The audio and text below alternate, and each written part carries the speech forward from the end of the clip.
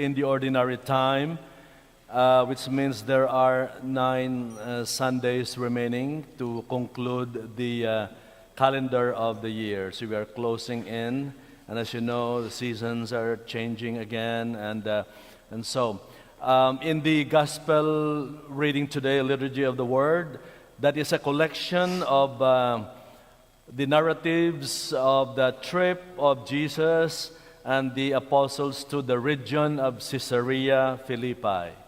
In order to decipher the meaning of the Gospel reading, we need an outline because there are so many things there.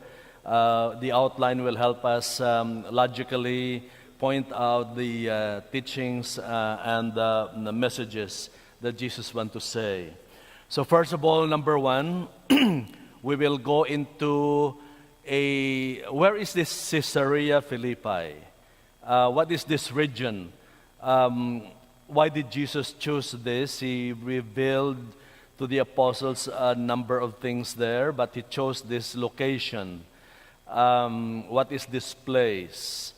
So we will have a topographical background of the location of Caesarea Philippi. Then, on their way, Jesus revealed something important about his mission. And then also, he was asking another important revelation here. Who do people say that I am? What was the purpose of this question? Which was like a probing question. Jesus wanted to know something.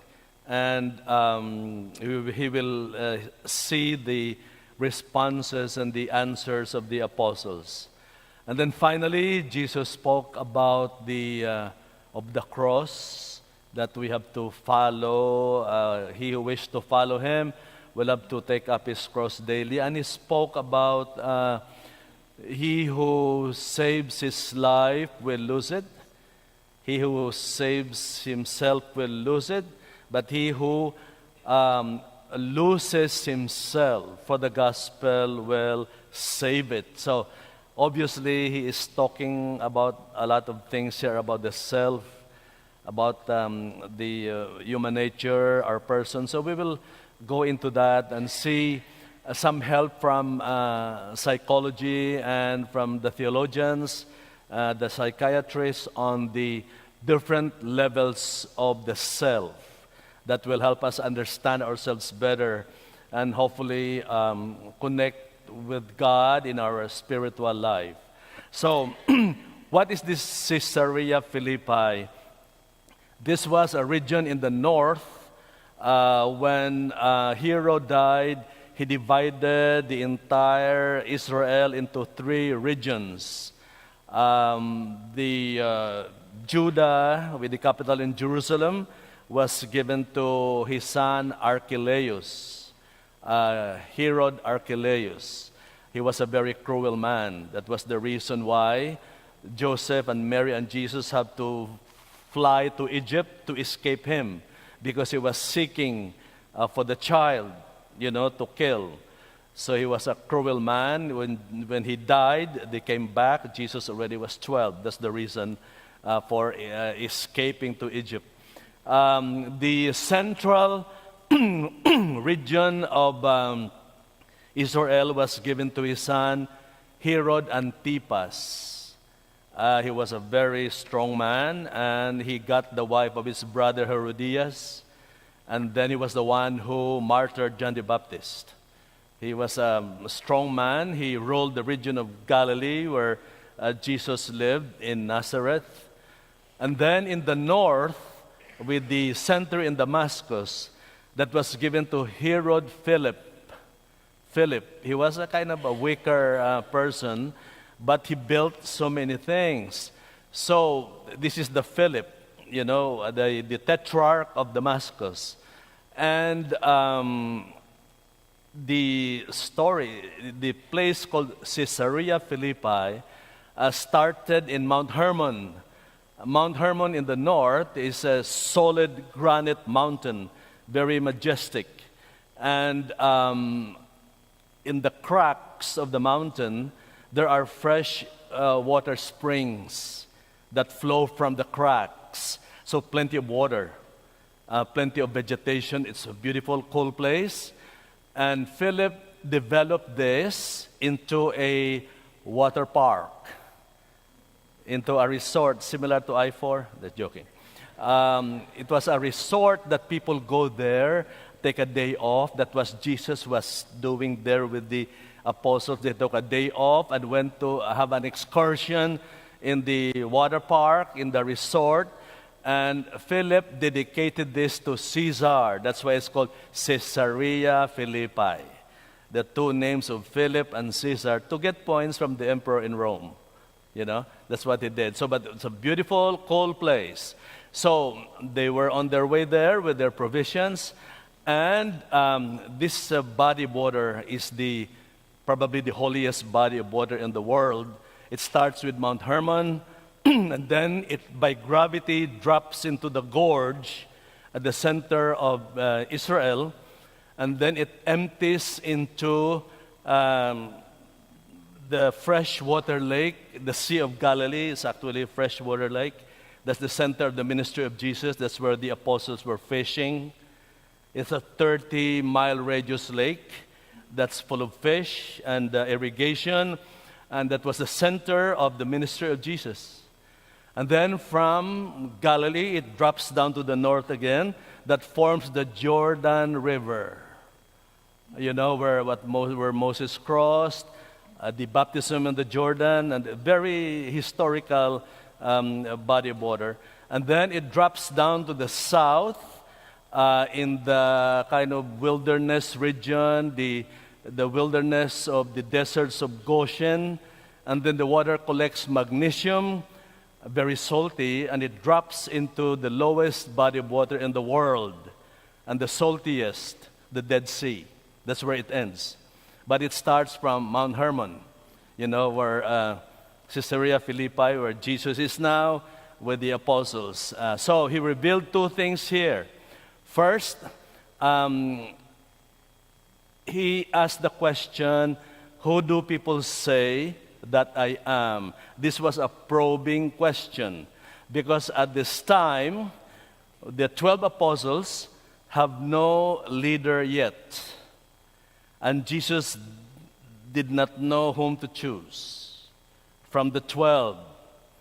And so by putting this question, whoever will give the right answer will win the jackpot.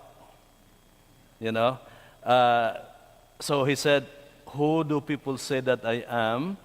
He wanted to know whom the Father will choose. The decision of the leadership of the 12 is not done by Jesus. It is done by the Father. He wanted to know. So when the apostles answered, some said, you're Elijah, John the Baptist. St. Peter said, you are the Christ, the Son of the living God. That was a jackpot. 6 numbers, you know. And St. Peter, and then Jesus faced him and said, thou art Peter, upon this rock, the solid Mount Hermon, I will build my church, and the gates of hell shall not prevail against it. Peter became the first pope, the leader of the 12. Jesus knew, because that he answered it right, and he said, it's not flesh and blood that told you this, but my Father in heaven.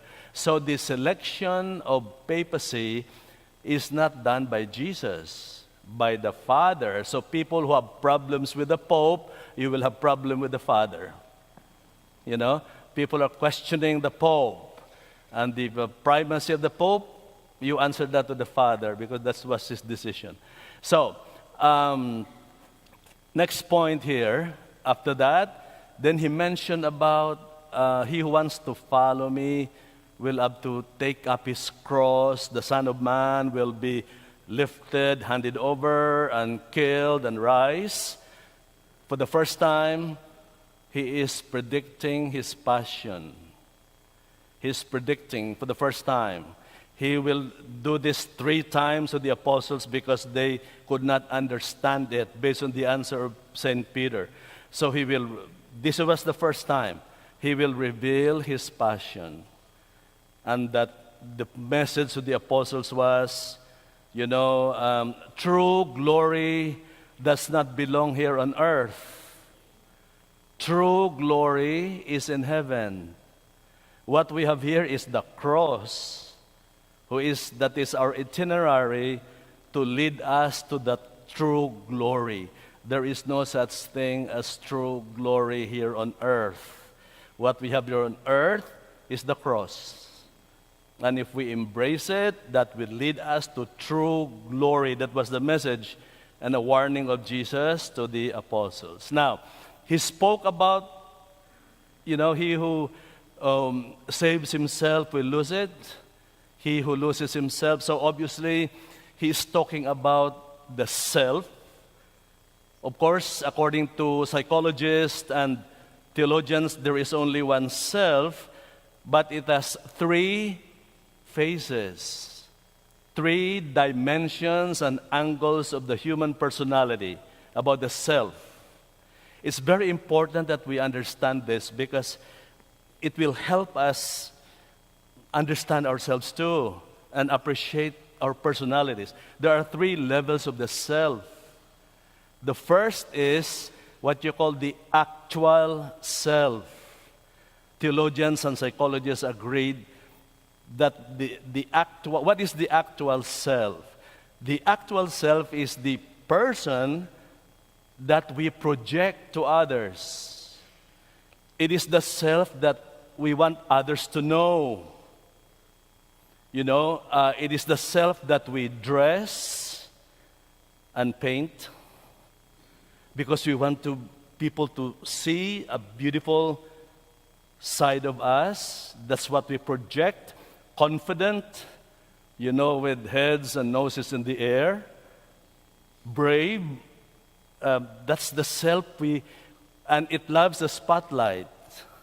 We want people to see us that way, that we are nice and strong and confident.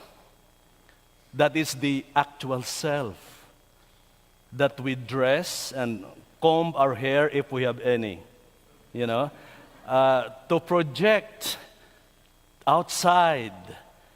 That is a self, okay? Actual self. But at the end of the day, we pull off the driveway, get out of the car, it's a little bit dark, we enter the house, take off our shoes, take off all those glamour and glitter that we ornament ourselves, our nice dress, we enter into the room, face the mirror, and wipe the makeup away. And you will see the true picture with all the things there.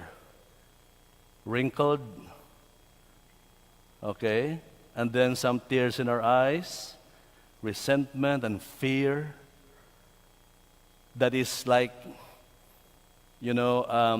Clark Kent when he's not Superman. He is, it's clumsy, unsure, stressed.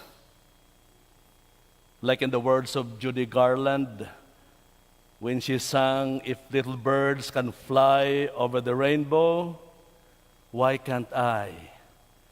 With all the broken marriages and resentments and addiction, the real self